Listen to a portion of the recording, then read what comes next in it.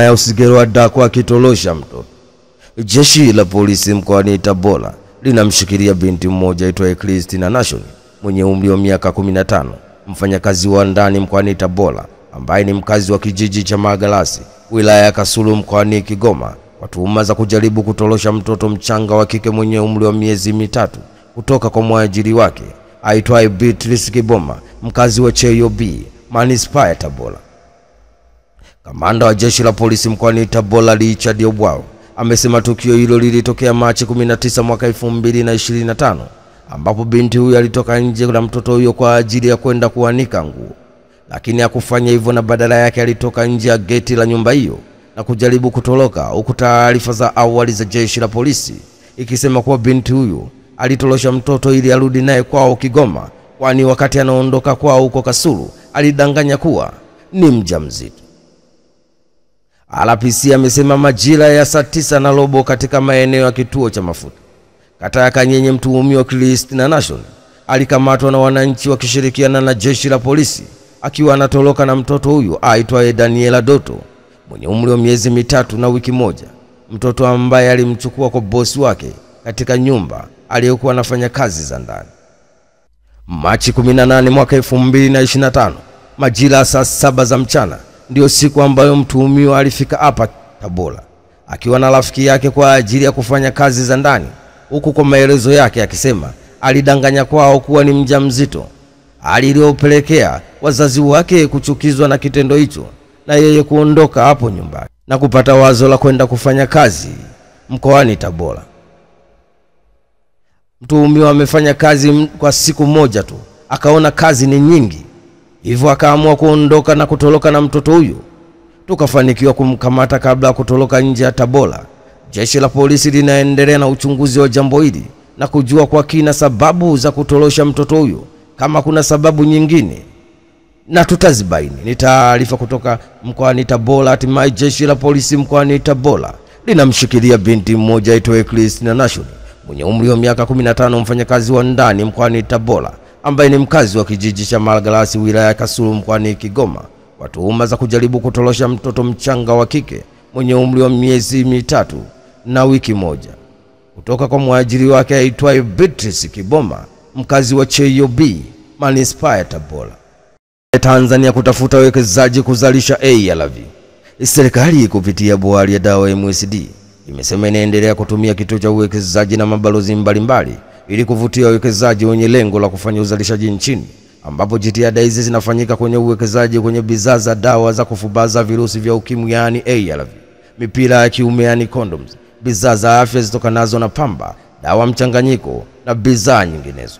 Akiongea jijini Dodoma wakati akitoa taarifa ya mafanikio ya MSD kwa kipindi cha miaka 4 ya serikali ya awamu ya 6, mkurugenzi mkuu wa MSD Mavele Tukai amesema licha mafanikio yaliyopatikana na bohari ya dawa kwa kipindi cha miaka 4, bado kuna changamoto ya utengenezaji na uingizaji dawa kutoka nje ya nchi kutokana na uwezo wetu hafifu wa viwanda vya ndani, ambapo zaidi ya 80% ya bidhaa za afya huagizwa kutoka nje ya nchi.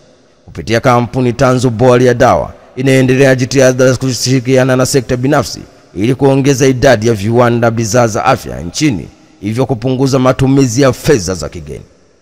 Kwa sasa Tanzania hakuna kiwanda kinachozalisha ARV wala condoms, hivyo viwanda hivyo vikifanikiwa kujengwa vitakuwa ni viwanda pekee vinavyozalisha bidhaa hizo, hatua ambayo itasaidia kuhakiki na kupatikana kwake kwa hususan wakati huu ambapo serikali ya Rais wa Marekani Donald Trump za kusitisha misaada ya USAID zinazokwenda kuasili upatikanaji wa ARV maeneo mbalimbali ikiwemo Afrika. Ni taarifa kutoka jijini Dodoma. Hatimaye serikali kupitia bohari ya dawa MSD imesema inaendelea kutumia kituo cha uwekezaji na mabalozi mbalimbali ili kuvutia wawekezaji wenye lengo la kufanya uzalishaji nchini Tanzania, ambapo jitihada hizi zikifanyika kwenye uwekezaji kwenye bidhaa za dawa za kufubaza virusi vya ukimwi yani ARV na mipira ya kiume yani condom, bidhaa za afya zitokanazo na pamba, dawa mchanganyiko na bidhaa nyinginezo.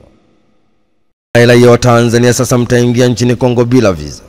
Wizara ya mambo ya nje na ushirikiano wa Afrika Mashariki inapenda kuufahamisha umma kwamba serikali ya Jamhuri ya Kidemokrasia ya Kongo DRC imeondoa hitaji la visa kwa raia wa Tanzania wanaoingia DRC kuanzia Machi 20 mwaka 2025. Taarifa iliyotolewa na wizara inasema baada ya Jamhuri ya Kidemokrasia ya Kongo DRC kujiunga na Jumuiya ya Afrika Mashariki East Africa Community mwezi Julai mwaka 2022 na baadaye Septemba 2 mwaka 2023, serikali ya Jamhuri ya Muungano wa Tanzania iliondoa utaratibu wa malipo ya visa kwa raia wanaotoka nchini Kongo, kwa matarajio ya nchi ya DRC pia kufuta utaratibu wa kutoza malipo ya visa kwa msingi wa kuunga mkono umoja wao. Serikali ya Jamhuri ya Muungano wa Tanzania inaamini kuwa uamuzi huu wa serikali ya DRC ni hatua nzuri katika kuimarisha muungano na utakuwa na manufaa, ikizingatia kuwa muingiliano mkubwa wa wananchi wa nchi hizi mbili katika masuala mbalimbali ya kijamii, ya kibiashara, vile vile kuondolewa kwa hitajio la visa kutachochea ukuaji wa uwekezaji, biashara na kupunguza gharama. Hatua hii ni mmoja wa mafanikio ya serikali ya awamu ya 6 inaongozwa na Rais wa Tanzania Daktari Samia Suluhu Hassan, Rais wa Jamhuri ya Muungano wa Tanzania, katika kuimarisha mahusiano ya kidiplomasia na ujirani mwema kwa vitendo na ishara ya Tanzania kuzingatia miongozo ya Jamhuri ya Afrika Mashariki pamoja na mkataba wa eneo hili la biashara la bara la Afrika. Ni taarifa kutoka jijini Dar es Salaam. Hatimaye Wizara ya Mambo ya Nje na Ushirikiano wa Afrika Mashariki inapenda kufahamisha umma kwamba serikali ya Jamhuri ya Kidemokrasia ya Kongo DRC imeondoa hitajio la visa kwa raia wa Tanzania wanaoingia nchini DRC kuanzia Machi 20 mwaka 2025. Hatimaye mwanafunzi abakwa ndani ya ofisi ya mwalimu mkuu. Jeshi la polisi mkoani Morogoro linamshikilia mwalimu wa shule ya sekondari Zombo iliyopo wilaya Kilosa mkoani Morogoro kwa tuhuma za kumbaka mwanafunzi wa kidato cha pili mwenye umri wa miaka 16. Kamanda wa polisi mkoani Morogoro SACP Alex Mkama amemtaja mwalimu huyo anayetuhumiwa kubaka kuwa ni Mkame Mwansumo mwenye umri wa miaka 30 na kwamba anadaiwa kufanya kosa hilo majira ya asubuhi Machi 19 mwaka 2025 ndani ya ofisi ya mwalimu mkuu baada ya kumtuma akachukua andalio la masomo. RPC Mkama amesema baada ya mwanafunzi huyo kwenda ofisini aliyokuwa ametumwa katika ofisi ya mwalimu mkuu, mwalimu alimfuata nyuma na kuingia ndani na kufunga mlango. Amesema mwalimu huyo alikuwa na kaimu nafasi ya ukuu wa shule. Kwa uchunguzi wa awali umebaini chanzo ni mmomonyoko wa kimaadili kwa mwalimu huyo. Kwa sasa mwalimu anaendelea kuhojiwa na upelelezi utakapokamilika atafikishwa mahakamani. Ni taarifa kutoka Morogoro. Hatimaye jeshi la polisi mkoani Morogoro linamshikilia mwalimu wa shule ya sekondari Nzombo iliyopo wilaya Kilosa mkoani Morogoro kwa tuhuma za kumbaka mwanafunzi wa kidato cha pili mwenye umri wa miaka 16. Kamanda wa polisi mkoani Morogoro SACP Alex Mkama amemtaja mwalimu huyo aliyetuhumiwa kubaka kuwa ni Mkame Msumo mwenye umri wa miaka 30 na kwamba anadaiwa kufanya kosa hilo majira ya asubuhi Machi 19 mwaka 2025 ndani ya ofisi ya mwalimu mkuu baada ya kumtuma akachukua andalio la masomo. Na hatimaye waziri wa TAMISEMI avunja mikataba 4. Waziri wa nchi ofisi ya Rais TAMISEMI Mohamed Mchengerwa ameagiza kuvunjwa kwa mikataba ya kampuni 4 zilizoshindwa kukamilisha miradi ya barabara chini ya TARURA licha ya kuongezewa muda wake. Akiongea jijini Dar es Salaam, Mohamed Mchengerwa amesema miradi hiyo ipo Geita, Kigoma, Kahama, Dodoma na pia ameagiza kampuni hizo ziondolewe kwenye orodha ya wakandarasi wa serikali. Ni taarifa kutoka jijini Dar es Salaam. Hatimaye waziri wa nchi ofisi ya Rais TAMISEMI Mohamed Mchengerwa ameagiza kuvunjwa kwa mikataba ya kampuni 4 zilizoshindwa kukamilisha miradi ya barabara chini ya TARURA licha ya kuongezewa muda wake. Akiongea jijini Dar es Salaam, Mohamed Mchengerwa amesema miradi hiyo ipo Geita, Kigoma, Kahama na Dodoma na pia ameagiza kampuni hizo ziondolewe kwenye orodha ya wakandarasi wa serikali. M23 wa Goma kusitisha vita na wavamia mji mpya. Kundi la waasi wa M23 limegoma kusitisha vita ambapo linaendelea na mashambulizi mashariki mwa Jamhuri ya Kidemokrasia ya Kongo na kuingia katika mji mpya wa Likawe, ikiwa zimepita siku 2 baada ya Rais wa Kongo Felix Tshisekedi na Rais wa Rwanda Paul Kagame watoe wito wa kusitisha mapigano kufuatia mkutano wao uliofanyika huko Katari. Milio ya risasi ilisikika usiku wa jana karibu na mji huo katika eneo la Nyambagi ambao mapigano yamekuwa yakiendelea kati ya waasi wa M23 na jeshi la Kongo katika mji huo wenye utajiri mkubwa wa madini unaopatikana takriban kilomita 125 kaskazini magharibi mwa Goma.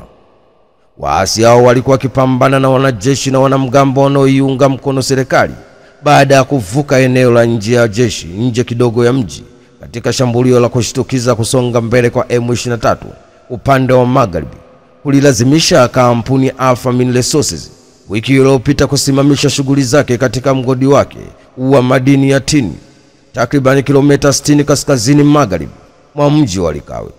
Mji huo wenye takriban watu 1.5 upo umbali wa kilomita 125 maili 80 kaskazini magharibi mwa mji mkubwa wa Goma, mashariki mwa Jamhuri ya Kidemokrasia ya Kongo, ambapo waasi waliuteka mwezi Januari mwaka huu na kuweka ndani kilomita 400 kutoka Kisangani, mji wa 4 kwa ukubwa nchini Kongo. Ni taarifa kutoka nchini Kongo. Hatimaye kundi la waasi wa M23 limegoma kusitisha vita, ambapo inaendelea huko mashambulizi makali mashariki mwa Demokrasia ya Kongo na kuingia katika mji wa Likawe, ikiwa zimepita siku 2 baada ya rais wa Kongo Felix Tshisekedi na rais wa Rwanda Paul Kagame watoe wito wa kusitisha mapigano kufuatia mkutano wao uliofanyika huko Qatar.